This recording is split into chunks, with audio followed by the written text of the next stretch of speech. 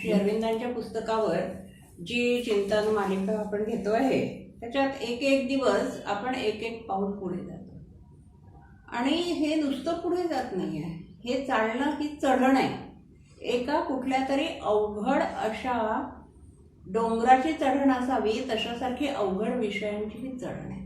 त्याच्यामुळे काय होत आहे की जसं आपण वर चढत जातो, एक एक पाऊल पुढे जात जातो, तसं तसं ती चढण अवघड होत जाते आणि जशी ती अवघड होत जाते तशी आपोआप आपली दमछाक होत जाते। दमायला होतं इतकं ते थोडंसं अवघड व्हायला लागतं। याचं कारण असं की सगळ्या गोष्टींचा समन्वय करून जेव्हा श्री अरविंद सांगतात, कुठेतरी एक तत्वज्ञान, एक विचार, एक विचारधारा घेऊन त्याच्या अनुषंगाने सांगणं आणि सगळ्याचा समन्वय करून स्वतःच्या मनाशी सगळ्या गोष्टींचा विचार करून त्याच्यावर चिंतन मनन करून आणि त्याच्यानंतर आपल्याच विचारांवर पुन्हा पुन्हा विचार करून ते विचार मानव समाजासाठी योग्य आहेत, अत्यंत उत्तम आहेत, उत्कृष्ट आहेत असं जेव्हा स्वतःला वाटतं तेव्हा ते लोकांपर्यंत नेणं, याच्यासाठी जे काय त्यांनी परिश्रम घेतलेले आहेत, त्याच्यासाठी जे काय त्यांना मानसिक, बौद्धिक आणि आध्यात्मिक सुद्धा प्रयास करावे लागले आहेत, प्रयत्न करावे लागले आहेत, ते समजून घ्यायला सुद्धा आपल्याला तितकेच प्रयास करणं आवश्यक आहे, प्रयत्न करणं आवश्यक आहे।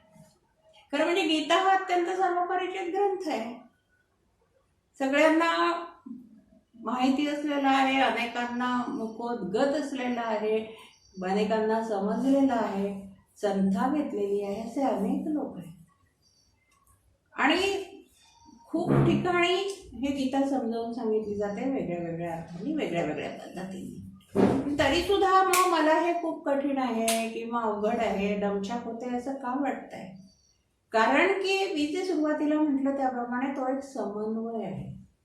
अनेक गोष्टी एकत्रित करून त्याच्यातलं जे मध्यवर्ती सूत्र आहे प्रत्येकातलं ते घेऊन त्याचा भोग मिळत जाणं, अशी ही कृती आहे। तसं पाहिलं तर गीता काय आहे? कृष्ण आणि अर्जुन यांचा संवाद आहे। म्हणजे कृष्ण, अर्जुन आणि कुरुक्षेत्र या तीन गोष्टी मिळून गीता आहे। गीतेच्या वरचं जे चित्र जरी पाहिलं आपण तरी अनेक ठिकाणी आपल्याला जे बघायला मिळतं चित्र ते असंच आहे की रथामध्ये कृष्ण उभा आहे, अर्जुन त्याच्या पायाशी बसलेला आहे हात जोडून आणि पाठीमागे अफाट सैन्य पसरले। म्हणजे हे सगळं या तीन गोष्टींभोवती फिरत आहे। कृष्ण देवात्मा, अर्जुन मनुष्यात्मा आणि अफाट जनसमुदाय म्हणजे मानवजात, समष्टी, या सगळ्यांच्या उपयोगासाठी असणारी गोष्ट या गीतेतून आपल्यापर्यंत आलेली आहे। हे प्रत्येक ठिकाणी, प्रत्येक चित्रातनं, रूपकातनं, सगळ्यातनं सूचित केलं जात आहे आणि हे असं सूचित केलं जात आहे, ते सूचित करणारं चित्र जिथे तिथे आपल्याला दिसत असतं। श्री अरविंदांनी सुद्धा सुरुवात यांनीच केलेली आहे। मानव शिष्य म्हणजे पहिल्यांदा गीता, मग त्याच्यानंतर गुरु कोण, शिष्य कोण, कुठे गीता सांगितली गेली, ते क्षेत्र कुठलं, या सगळ्यापासून सुरुवात केलेली आहे। आणि आपल्याला हे सुरुवातीपासून आपण हे एक सूत्र पुढे घेऊन चाललेलं आहे की अर्जुन आता मनात उत्पन्न होणारे प्रश्न, हे प्रश्न स्वतःसाठी उत्पन्न झालेले आहे की मग करतोय हे पाप आहे की पुण्य आहे, मला योग्य आहे की अयोग्य आहे, मी करायला हवं आहे की नको आहे, ही संभ्रमावस्था आहे। आणि या संभ्रमावस्थेसाठी एक पहिलं संक्षिप्त उत्तर श्रीकृष्णाने अर्जुनाने देऊन टाकलेलं आणि ते स्वतः संक्षिप्त उत्तर अगदी एका शब्दात म्हणायचं तर सांगायचं झालं तर असं आहे की युद्ध करणं हा तुझा धर्म आहे, त्यामुळे बाकी सगळ्या गोष्टी बाजूला सार आणि युद्धाला उभा राहा, हा तो आदेश आहे। हे अगदी छोटंसं संक्षिप्त उत्तर आहे। स्वतःचा धर्म जाणून तू संग्राम कर, संहार कर, हे आणि ईश्वराचं ज्ञान मिळव, आत्मज्ञान प्राप्त कर। परमेश्वर काय आहे हे जाणून घे, ईश्वर काय जाणून घे, आत्मज्ञान तू प्राप्त करून घे, तू स्वतः कोण आहेस हे जाणून घे, युद्धाला उभा राहा आणि या संग्रामात मृत्यू पत्कर, मानाचं मरण पत्कर किंवा विजय प्राप्त करून पृथ्वीचं राज्य प्राप्त कर। हा सरळ सोपं दिलेलं हे उत्तर आहे। सहज सहज दिसणारं आणि सहज सहज आजच्या भाषेत म्हणायचं तर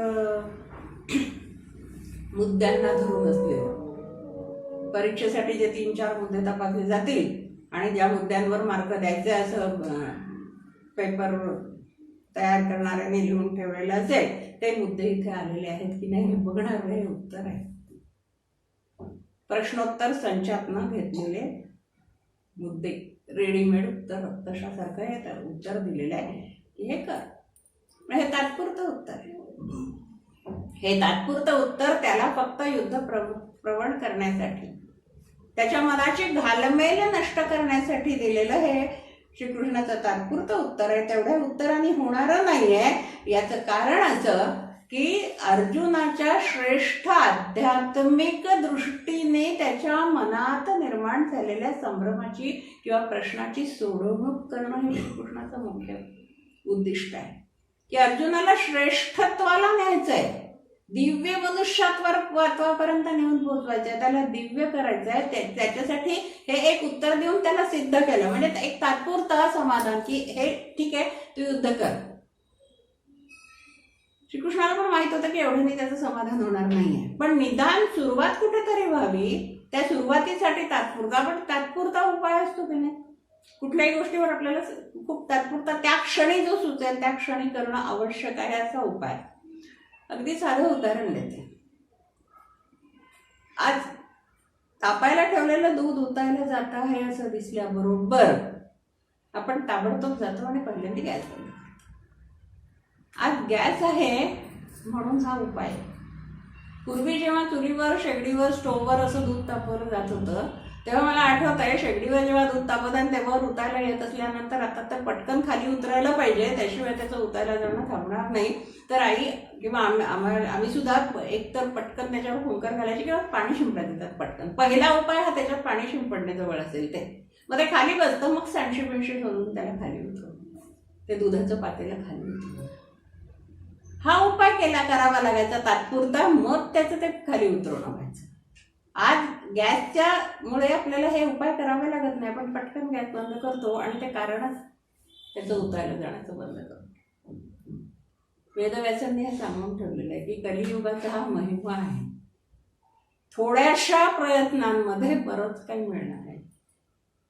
हे कितकं छोटंच व्यावहारिक सर्वसाधारण उदाहरण आहे की पटकन जे सुचेल ते आपण करत असतो. पटकन सुचणारी जी गोष्ट त्या क्षणी सुचणारी गोष्ट असते, ती झाल्यानंतर मग बाकीच्या गोष्टी करायच्या असतात. खर्चटलं लागलं काही झालं की पहिली गोष्ट आपण त्याला फुंकर घालतो. जवळ पाणी असेल तर ते पाणी, मग प्रथमोपचाराला सुरुवात करतो. हा प्रथमोपचार आहे अर्जुनाच्या मनाच्यासाठी केलेला हा प्रथमोपचार, फर्स्ट एड. की प्रथम त्याला शांतता होऊ दे, त्याला कुठेतरी युद्ध करायचं वाटतंय अशी कुठेतरी त्याच्या मनात जाणीव निर्माण होऊ दे, मग बाकीचे सगळे प्रश्न मी त्याची सोडवेन. अशा दृष्टीने सोप्याकडून कठीणाकडे जाणारा मार्ग आहे. आणि या सोप्या दृष्टीच्यातनं कठीणाकडे तो नेतोय आणि त्याचं सुतोवाच तिथेच करतोय. ज्या ठिकाणी श्रीकृष्णाने अर्जुनाला म्हटलेलं आहे की मी तुला आता तुझ्या प्रश्नाचं एक उत्तर दिलेलं आहे, आता तू ते जाणून घे की नीट काय आहे, त्याचं सुतोवाच्य आहे. आणि हे आध्यात्मिक सोडवणूक करणारं जे सुतोवाच्य आहे ते सुतोवाच्य सांख्य आणि योग या दोन विचार पद्धतीचा उल्लेख करून केलाय. श्री अरविंद असं म्हणतात, गीता नीट समजून घ्यायची तर आपण थोडं आधी वाचूया या वाक्याच्या आधी, कारण ह्याचा संदर्भ लागणार नाही. अर्जुनाच्या अडचणींना उद्देशून कृष्णाने दिलेले पहिले संक्षिप्त उत्तर देऊन अर्जुनाच्या प्रश्नाची खरी श्रेष्ठ आध्यात्मिक दृष्टीची सोडवणूक अर्जुनापुढे मांडण्यासाठी कृष्ण सिद्ध झाला. या सोडवणुकीचे सुतोवाच्य त्यानं सांख्य आणि योग या दोन विचार पद्धतीतील भेदावर बोट ठेवून केलेला आहे. गीता नीट समजून घ्यायची असेल तर हा भेद नीट समजून घेणे अत्यंत महत्त्वाचे आहे.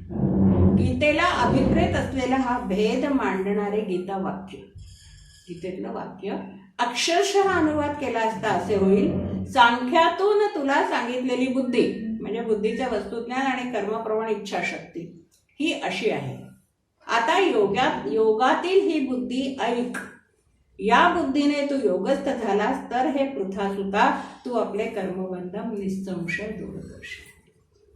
या श्लोकाचं गीताईमध्ये विनोबांनी केलेलं अनुवाद मराठी गीताईमध्ये लिहिलेला.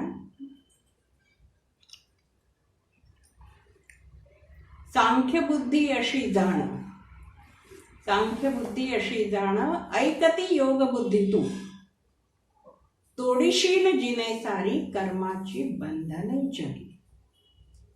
जगातली कर्माची बंधनं तोडणारी जी आहे ती योगबुद्धी जाणून. सांख्यबुद्धी आणि योगबुद्धी याच्यातला हा भेद आहे तो सांगितलेला आहे. 38वा श्लोक आहे दुसऱ्या अध्यायातला. एषा ते भीता सांख्ये बुद्धिर्योगे त्विमां शृणु, बुद्ध्यायुक्तो यया पार्थ कर्मबंधम प्रहास्यसि. कर्मबंधनातून तू मुक्त होशील. या एका गोष्टीत सांख्य आणि भेद, योग ह्याच्यातला गीतेला अभिप्रेत असलेला भेद, म्हणजे हा भेद कुठेतरी वेगळा आहे. गीतेला अभिप्रेत असलेला भेद आहे हा. वास्तविक पाहता अगदी सहज, अगदी अगदी स्पष्ट दृष्टीने लक्षात येणारी गोष्ट ही एक आहे की गीता ही मूलतः वेदांत प्रतिपादन करणारी आहे. वेदांत सांगणारा ग्रंथ आहे. वेदांताच्या दृष्टीनं विचार केला तर वेद जाणणे, त्याचा अभ्यास करणे किंवा त्या सगळ्या गोष्टींचा सूक्ष्मातिसूक्ष्म विचार करणे याची प्रस्थानत्रय जी आहे त्याच्यात गीतेचा आहे. गीता, उपनिषद आणि ब्रह्मसूत्र ही आपल्याकडे प्रस्थानत्रयी मानली जाते. वेद आणि श्रुतींप्रमाणे ही प्रस्थानत्रयी जी आहे ती अपौरुषेय मानली जात नाही. वेद जसे अपौरुषेय मानले जातात किंवा म्हटले जातात तशासारखी गीता अपौरुषेय नाही. तिला 13वं उपनिषद जरूर म्हटलंय, पण उपनिषद सुद्धा अपौरुषेय नाही आहे, फक्त वेद. मग आता अपौरुषेय म्हणजे काय? कशाला म्हणायचं अपौरुषेय? काय आहे गीता आणि अपौरुषेय वेद आहेत म्हणजे काय आहे? अपौरुषेय या शब्दाचा सुरेख स्पष्टीकरण, त्याची सुरेख अशी व्याख्या केलेली आहे. आणि ती व्याख्या अशी आहे की ऋषींच्या आंतरिक शक्तीच्या द्वारे सत्याचा आविष्कार. ज्या शब्दांमध्ये ऋषींनी आपल्या अंतर्मनात निर्माण झालेल्या शक्तींचा आविष्कार केलेला आहे त्याला वेद म्हटलं आहे. की ईश्वराने अंतरात्म्याला सांगितलेला शब्द, त्या शक्तीने, सर्वोच्च शक्तीने ऋषीमुनींच्या श्रेष्ठ अशा अंतरात्म्याला सांगितलेला शब्द, म्हणून ती अपौरुषेय. आकाशात असं म्हटलं जातं की आकाशात दिसले वेद मंत्र, हे ऋषींना आकाशात दिसले. आकाशात दिसले म्हणजे कुठे? प्रत्येक ठिकाणी काही शब्दशः अर्थ नाही घ्यायचा. आकाश म्हणजे काय? काहीच नाही ना. तसं पाहिलं तर आकाश म्हणजे काय? काहीच नाही, एक पोकळी आहे. आकाश म्हणजे अक्षरशः काहीच नाही आहे. मग त्या ठिकाणी ते शब्द दिसले तर हे जे आकाश आहे, ही पोकळी आहे, हा जो आकाश, हे जे आकाश तत्व आहे, हे तत्व आपल्यातही आहे ना. आपण जेव्हा म्हणतो मनुष्य पंचमहाभूतांनी बनलेला आहे, 5 तत्व का पुतला मानव, सूरत न्यारी न्याय, 5 तत्वांचा बनला. कोई उजला, कोई काला, बहुरंगी संसार, 5 तत्वांचा आहे. मग त्यातले 5 तत्व आपल्याला माहित आहे. पृथ्वी तत्व आपलं शरीर आहे, जडत्व असलेलं. जलतत्व आपल्याला माहित आहे, आपल्या याच्यातनं रुधिराभिसरण जे होत आहे, किंवा पाणी हे आपल्या शरीरातलं किती टक्के, 70% वगैरे पाणी असतं, जे काय असतं ते आपल्या शरीरात आहे. वायू हा प्राण आहे, तेज आहेच, कारण त्याच्याशिवाय आपण जिवंतच नाही आहोत. आणि याच्याशिवाय 5वं जे तत्व आहे आकाश तत्व, ते कुठे आहे? ते आकाश तत्व म्हणजे आपलं हृदय, आपलं चित्त, चिदाकाश, अंतर्मन. आणि या अंतर्मनात उमटलेला शब्द, या आकाश तत्व, आपल्यातलं आकाश तत्व विसरून चालणार नाही. या आकाश तत्वात उमटलेला शब्द म्हणजे परमेश्वराचा शब्द, म्हणजेच आकाशवाणी. खरं खरं ढगातनं काही ऐकून येत आकाशवाणी म्हणजे. आकाशवाणी म्हणजे एकाच वेळेला अनेकांच्या मनामध्ये जो भाव उत्पन्न होतो, उद्गार होतो, तो सर्वांसाठी झालेली ती आकाशवाणी असते. तसं या आकाश तत्वात निर्माण झालेला जो शब्द आहे तो शब्द म्हणजे वेद आहेत. आणि ते शब्द वेद असल्यामुळे ते ऋषींच्या त्या प्रखर बुद्धिमत्ता असलेल्या तपपूत अशा ऋषींच्या सामर्थ्यामुळे ते शब्दरूप होऊन बाहेर आलेले आहेत. आणि त्याचे म्हणून त्यांचं शब्द प्रामाण्य मानलं जातं. शब्द प्रधान आहेत, वेद शब्द प्रमाण आहे. गीता शब्द नाही, गीता आचार आहे. म्हणून गीता आचार प्रधान आहे, शब्द प्रधान नाहीये. गीता आचरणात आणायची गोष्ट आहे, आचार प्रधान आहे. गीतेमध्ये अमुक कर आणि अमुक करू नको, कारण अमुक केल्याने त्याचा फायदा फळ अशा प्रकारचं मिळणार आहे, हे केल्याने त्याचं फळ त्या प्रकारचं मिळणार आहे, अशी स्पष्ट सूचना दिली आहे. ज्याला डूज अँड डोंट्स म्हणतो तशा स्पष्ट सूचना गीतेमध्ये दिलेल्या आहे. गीतेची जी पद्धती आहे ती बुद्धीला आवाहन करणारी आहे, तर्क मांडणारी आहे, तार्किक आहे, तर्कशास्त्राची आहे आणि तत्वज्ञानाची आहे. म्हणून तर त्याला 13वं उपनिषद असं म्हणतात. या बाबतीमध्ये थोडा जे स्पष्टीकरण आहे ते जरा 10-15 ओळींचं आहे श्री अरविंदांनी दिलेलं, ते आपण वाचूया. अर्थात ते वाचत असताना अनेक थांबे येणार, अनेक ठिकाणी असे शब्द येणार की ज्या शब्दांबद्दल आपल्याला विचार करावा लागणार आहे. आणि मग त्या शब्दांचा विचार करता करता आपण याच्या पुढच्या स्पष्टीकरणाकडे जाऊ शकणार आहे. पण तरी सुद्धा आपण त्यांच्या शब्दांमध्ये एकदा हे वाचूया.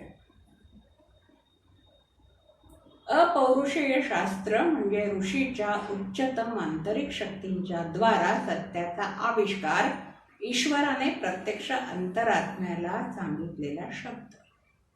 गीतेला असा शब्द समजत नाही. ती बुद्धीला आवाहन करणारी तर्कशास्त्राची तत्वज्ञानाची पद्धती प्रामुख्याने उपयोगात आणते.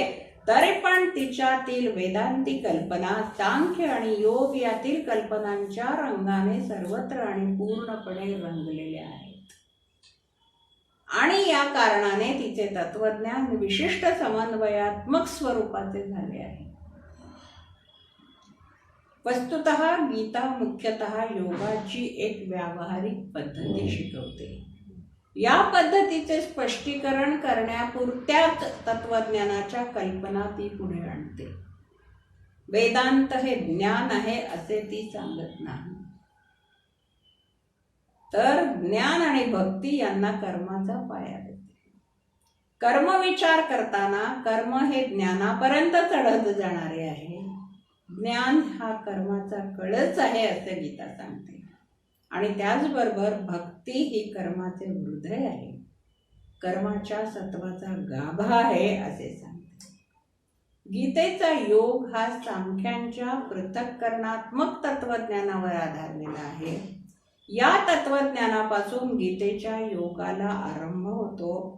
हे तत्वज्ञान गीतेच्या योग पद्धतीत आणि योग तत्वात बऱ्याच प्रमाणात समाविष्ट केलेले आढळते. तरी पण या तत्वज्ञानाच्या पुष्कळच पलीकडे ती जाते. या तत्वज्ञानाच्या काही खास प्रवृत्ती ती टाकून देते, निषिद्ध मानते आणि वेदांती उच्च समन्वयी सत्याशी सांख्यांच्या खालच्या प्रतीच्या विश्लेषणात्मक ज्ञानाचा ती मेळ घालते. मला माहित आहे हे खूप कठीण आहे. असंच्या असं वाचणं आणि असंच्या असं वाचून त्याचा विचार करणं, हे प्रत्येक शब्दाला थांबायला लागतंय, प्रत्येक शब्दाचा विचार करायला लागतोय, प्रत्येक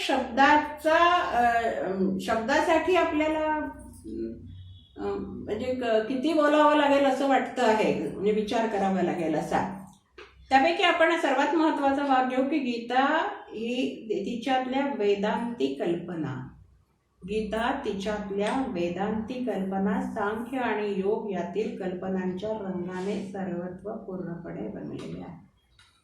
गीतेच्या संदर्भात आता वेदांती कल्पना, सांख्य आणि योग हे 3 अवघड शब्द किंवा 3 अवघड संकल्पना म्हणूया. वेदांती कल्पना. वेदांत म्हणजे काय? वेदांच्या अंती असलेलं ज्ञान. मग ह्या वेदांच्या अंती असलेलं ज्ञान काय आहे? आपल्याला माहित आहे वेद 4 आहेत.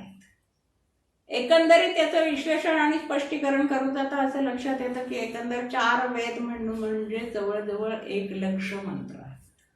1,00,000 मंत्र त्या 4 वेदांमध्ये मिळून आहेत.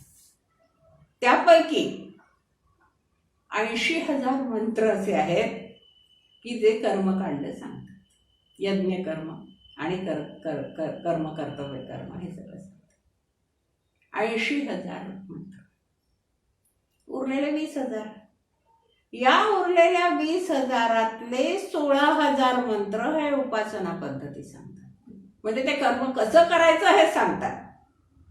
आणि मग त्याच्या शेवटले जे फक्त 4,000 मंत्र शिल्लक राहिलेले आहेत. शेवटले म्हणजे असे क्रमाने नाही आहेत की हे 20,000 80,000 झाले मग 20,000. प्रत्येक याच्यातून ते काढून घेतलेले आहेत.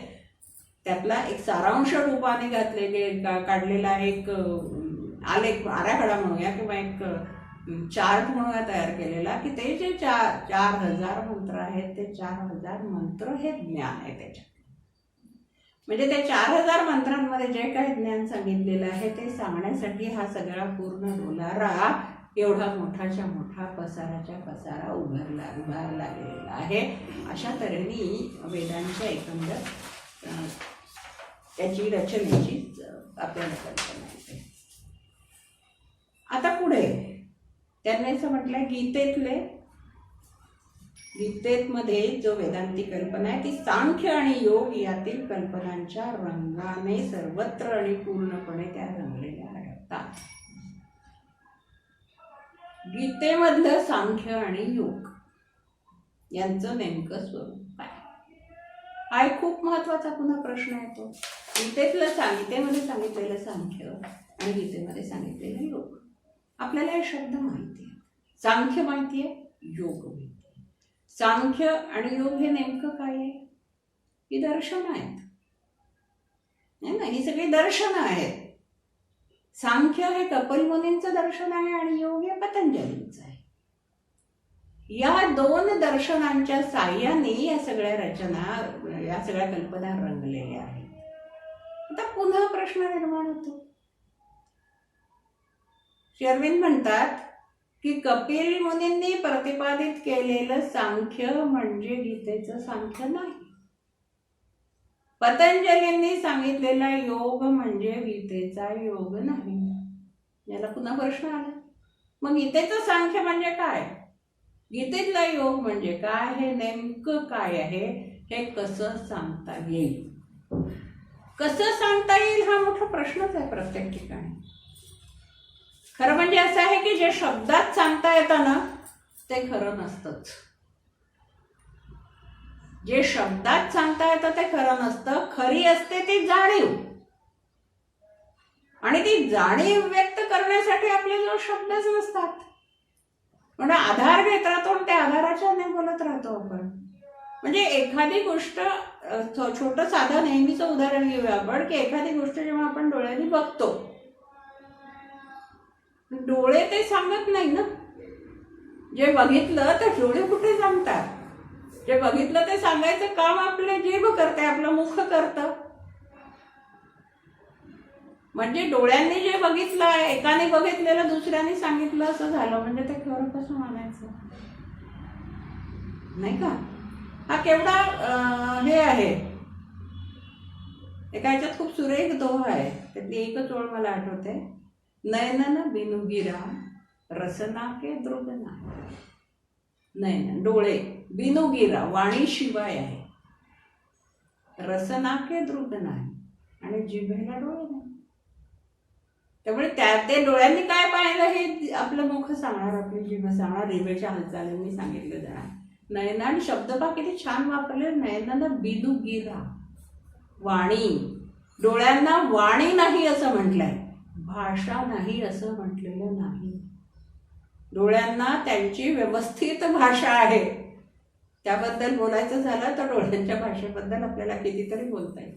तो आपला विषय नाही.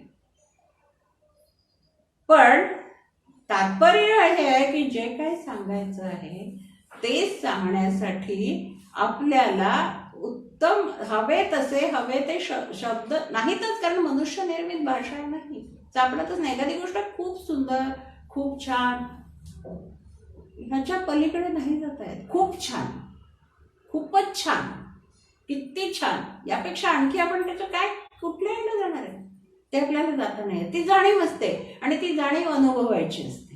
ही जाणीव अनुभवणं म्हणजे एखादी गोष्ट जाणून घेणं, समजून घेणं. त्याच्यामध्येच आता आपल्याला हे योग आणि सांख्य हा भाग जाणून घ्यायचा. आता त्यांनी काय म्हटलं इथे की गीतेचं जे सांख्य आहे, कपिल मुनींचं सांख्य आहे, ते गीतेचं नाहीये, त्याच्यापेक्षा फरक आहे. किंवा पतंजलींचा योग आहे तो योग तसा नाही आहे गीतेमध्ये, त्याच्यात फरक आहे. मग आता पुन्हा प्रश्न नेमका आला इथे की याच्यासारखा नाही आहे, यापेक्षा वेगळा आहे. एखादी गोष्ट अमुक एका गोष्टीसारखी नाही आहे, त्यापेक्षा वेगळी आहे. म्हणजे ती ज्या कोणत्या गोष्टींसारखी नाही आहे ती गोष्ट आपल्याला माहित पाहिजे ना. बाजारात आंबे आणायला गेलं, बघितला आणि त्याच्यातला आंब्याचा गंध घेऊन बघितला, वास घेऊन बघितला, आणि त्याच्यावरूनच आपण घेतो ना आंबा घेताना, विकत घेताना. वास घेऊन बघितला आणि वास घेऊन बघितल्यानंतर त्याला म्हटलं की हापूस सारखा आहे पण हापूसचा नाहीये वास. हापूसच्या आंब्याचा एक विशिष्ट वास आहे, तो ज्यांना माहिती आहे त्यांना तो पक्का माहिती आहे. आणि त्याच्याशी मिळता जुळता दुसरा एखादा वास असलेला, गंध असलेला आंबा असेल तर ते म्हणतील असं की त्याच्यासारखा आहे, असू शकतो पण हा हापूस नाही. आणि हे कोण जाणून सांगू शकतं की ज्याला त्या हापूसचा गंध आधी माहित आहे तो सांगू शकतो. अमुक एका पदार्थाची चव जी आहे ती ज्याने आधी चाखलेली आहे त्याला त्याची चव त्यासारखी आहे किंवा नाही हे सांगता येईल ना. ज्याने पहिलाच पदार्थ चाखलेला नाही तो दुसऱ्या पदार्थाची चव काय सांगणार आहे. अश्वत्थामाच्या बाबतीमध्ये जी गोष्ट सांगितली जाते अर्थात ती खोटी आहे साधारणतः, तरी सुद्धा जी सांगितली जाते उदाहरण म्हणून द्यायला काही हरकत नाही की त्याला दूध म्हणून पाण्यात पीठ मिसळून दिलं गेलं आणि दुधाची चव माहीत नसल्याने त्यांनी तो पाणी दूध समजून ते पीठ मिसळलेलं पाणी तो प्यायला. ही गोष्ट दुसऱ्या कोणाच्या बाबतीमध्ये शक्य आहे का? होऊ शकते, अश्वत्थामाच्या बाबतीत नाही. त्याचा विचार नाही करू इथे, कारण विषय भरकटेल आणि आपल्याला तिकडे वळायचं नाही. तात्पर्य काय आहे की ज्या गोष्टीचे आपल्याला सुरुवातीला जी गोष्ट माहीत असेल तरच ती ह्या गोष्ट ही अशी नाही हे आपण सांगू शकतो. कारण तुलना करण्यासाठी ज्या गोष्टीची तुलना करायची ती गोष्ट आपल्याला माहिती असायला पाहिजे. याच्यापेक्षा वेगळं आहे म्हणजे नेमकं काय वेगळेपण आहे आणि हे अधिक काय आहे, आधी सांगितलेलं काय आहे, म्हणजे सांख्य मत नेमकं काय, सांख्यांचं तत्वज्ञान काय, त्यांची विचारधारा काय आहे हे आधी समजून घ्या. आता मुख्य सांख्य हे काय आहे, आपले शब्द माहिती आहे, सांख्य सांख्य आपण म्हणत राहतो. सांख्य नेमकं काय आहे? सांख्य हे तत्वज्ञान आहे. तत्वज्ञान म्हणजे काय? अशी विचारधारा असते जी विचारधारा त्या काळातल्या मानवी जीवनाच्या उत्कर्षासाठी, त्या काळातल्या मानवाच्या उन्नतीसाठी, त्याच्या प्रगतीसाठी ती अस्तित्वात आलेली असते. त्या विचारधारेचा, त्या दर्शनाचा, त्या तत्वज्ञानाचा कोणीतरी प्रणेता असतो. कशा पायऱ्या आहेत त्याच्या की त्याचा कोणीतरी प्रणेता असतो. तत्वज्ञान किंवा दर्शनशास्त्र ही जी आहेत आपली, षडदर्शन आहेत, 6 दर्शन आहेत आपल्याकडे, आणि ही 6 दर्शनं वेदांती दर्शनं मानली जातात. याच्याशिवाय 3 दर्शनं वेगळी आहेत, ती पण वेदांती मानायला हवी आहेत.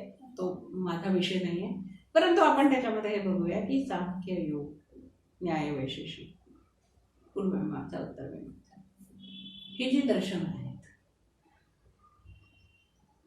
या दर्शनांचा एक कर्ता असतो.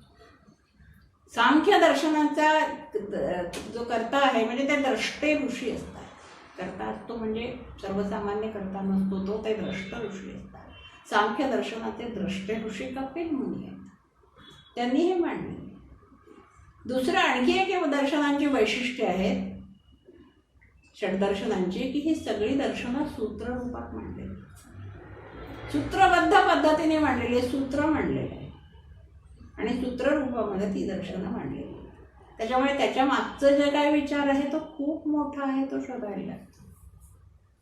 तो सूत्र ते माहीत असला, नुसतं एक सूत्र माहीत असून चालत नाही, त्याच्या मागे जे काय आहे ते सगळं आपल्याला माहीत करून घ्यावं लागतं. त्यामुळे हे सूत्ररूपात मांडलेलं जे आहे ते सूत्ररूपात मांडलेली वाक्य समजणं, याच्यासाठी त्या दर्शनांवर भाष्य लिहावी लागतात. एक एक सूत्र समजावून सांगावं लागतं, एक एक सूत्र उकलून दाखवावं लागतं, एकेका सूत्राचं विवरण करावं लागतं. तसं कपिल मुनींची जी शास्त्र आहे त्यात ती सूत्रबद्ध रचना आहेत आणि त्याच्यावर मग भाष्य आहेत. म्हणजे मग द्रष्टा ऋषी कोण आहे, त्याच्यावर भाष्य कोणाचं आहे. मग आता हे भाष्य आहे हे सुद्धा एक त्याच्यावर केलेलं भाष्य जे असतं ते सुद्धा इतकं समजायला सोपं नसतं, ते गहनच असतं, क्लिष्टच असतं. आपण पाहतोय हे की हे गीतेवरचं भाष्य आहे जवळजवळ श्री अरविंदांचं, पण किती गहन आहे, क्लिष्ट आहे. तशी ती भाष्य असतात, ती गहन असतात. मग ती भाष्य सोपी होऊन समजावी, मग ते आणखी उदाहरणं देऊन ती व्यवस्थित लक्षात यावी म्हणून त्याच्यावर वार्तिकं लिहिली जातात. ही तिसरी पायरी आहे. प्रथम दर्शन, दर्शनावरचं भाष्य, म्हणजे सूत्ररूप दर्शन, त्याच्यावरचं भाष्य, मग त्याच्यावर जी वार्तिकं. ही वार्तिकं बऱ्यापैकी सविस्तर असतात, पण त्या वार्तिकांमध्ये सुद्धा काही संकल्पना, काही संज्ञा किंवा काही गोष्टी अशा आलेल्या असतात की त्या पुन्हा त्याचा विशेष संदर्भाचं स्पष्टीकरण करायला लागतं. मग त्याच्यासाठी जे लिहिलं जातं त्याला निबंध किंवा प्रकरण असं. अशी ही अभ्यासाची परंपरा आहे. आपल्या भारतीय संस्कृतीमध्ये या गोष्टीचा एक महत्वाचा विचार आहे की अशा तऱ्हेची अभ्यास परंपरा नाही कुठे.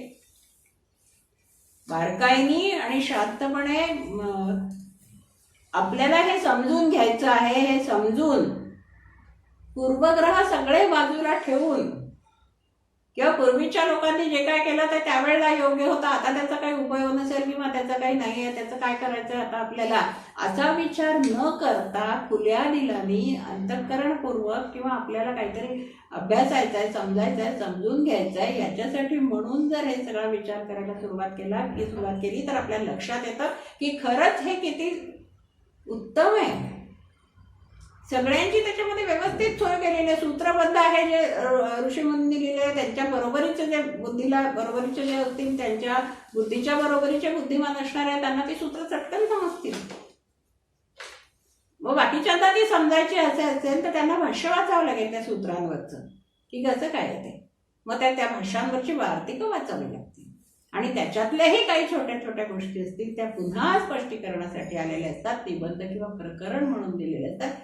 हे सगळं वाचायला आहे आणि हे सगळं वाचण्यासाठी आणि हे सगळ्यांचं जर त्या परंपरेने या पायऱ्यांप्रमाणे आणि व्यवस्थित अभ्यास केला गेला तर ते समजणं सोपं आहे.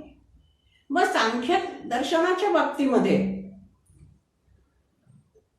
सांख्याचा आणखी एक त्याच्याच बरोबरीचा ग्रंथ आहे ज्याला सांख्य कारिका म्हटलं जातं. तो ईश्वर कृष्ण वाचस्पती यांनी.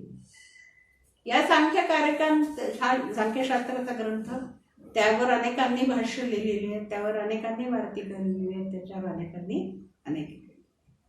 आपल्याला बघायचं आहे की नेमकं सांख्य काय आहे, सांख्य दर्शन म्हणजे नेमकं काय, नेमकं योग दर्शन म्हणजे काय, सांख्यांची तत्व कोणती आहे, त्यांची विचार पद्धती विचारसरणी कोणती आहे, ईश्वराच्या बाबतीमध्ये त्यांचा काय विचार आहे, त्यांना काय म्हणायचं आहे, सृष्टीची रचना कोणत्या पद्धतीने झाली असं सांख्यांनी मांडलेलं आहे. आणि ज्याला आपण आपल्या उच्च पर्यंत, वरच्या आध्यात्मिक उन्नतीपर्यंत, उच्च शिखरापर्यंत जायचं म्हणजे मुक्तीपर्यंत जायचं असं म्हणत असतो, तर ती कोणत्या पद्धतीने मिळेल असं सांख्यांचं म्हणणं आहे. याचा विचार करून हे गीतेत यापेक्षा वेगळं सांगितलेलं आहे, तर ते वेगळं काय आहे हे पाहिलं पाहिजे. अगदी थोडक्यात आपल्याला बघायचं झालं तर सांख्यांच्या संदर्भामध्ये एक छोटासा परिच्छेद मी सांगते आहे. सर्व भूतमात्रांच्या उत्पत्ती स्थिती व प्रलयाचे गुह्यतम पुरुषार्थ ज्ञान प्रथम परम महर्षीस म्हणजे कपिलास झाले. ते परमश्रेष्ठ ज्ञान त्याने अनुकंपेने आसुरीला दिले. आसुरीने ते पंचशिखाला दिले. पंचशिखाने या तंत्राचा विस्तार केला. अशी ही सांख्य परंपरा आपल्यापर्यंत आलेली आहे आणि सांख्यशास्त्राची एक संक्षिप्त स्वरूपामध्ये मांडणी केली आहे. मुद्देसूद मांडणी केलेली आहे. आणि ही जी मुद्देसूद मांडणी केलेली आहे, ही प्रत्येक मुद्देसूद मांडणी जर आपण मुद्दे बघितले तर ते इतक्या खोलात शिरून आणि त्याचा अभ्यास करायचा म्हटलं तर आपल्याला त्याला वर्षभर लागेल. तर ते आपल्याला करायचं नाही. आपल्याला थोडक्यात बघायचं आहे. त्यातले सर्वात महत्त्वाचे मुद्दे जे बघायचे ते एक आहे की प्रकृती एक आहे, पुरुष अनेक आहेत, सांख्य हे स्वभाववादी आणि परिणामवादी आहे, अचेतन प्रकृती आणि चेतन पुरुष अनादी द्वंद्व आहे आणि चेतन पुरुषाच्या सान्निध्यामुळे अचेतन प्रकृती चेतनवत भासते. हे महत्त्वाचे मुद्दे या सांख्य दर्शनामध्ये आलेले आहेत. आणि मग या महत्त्वाच्या मुद्द्यांबद्दल ते गीतेमध्ये कोणत्या प्रकाराने त्यापासून भिन्न झालेले आहेत का, किंवा तेच मुद्दे जसेच्या तसे घेतलेले आहेत का, याचा विचार श्री अरविंदांनी या निबंधात केला आहे. आपण इथे आज थांबूया आणि पुढच्या वेळेला या सांख्यशास्त्राच्या दृष्टीने आणि योगशास्त्राच्या दृष्टीने काय विचार झालाय ते आपण बघूया. धन्यवाद.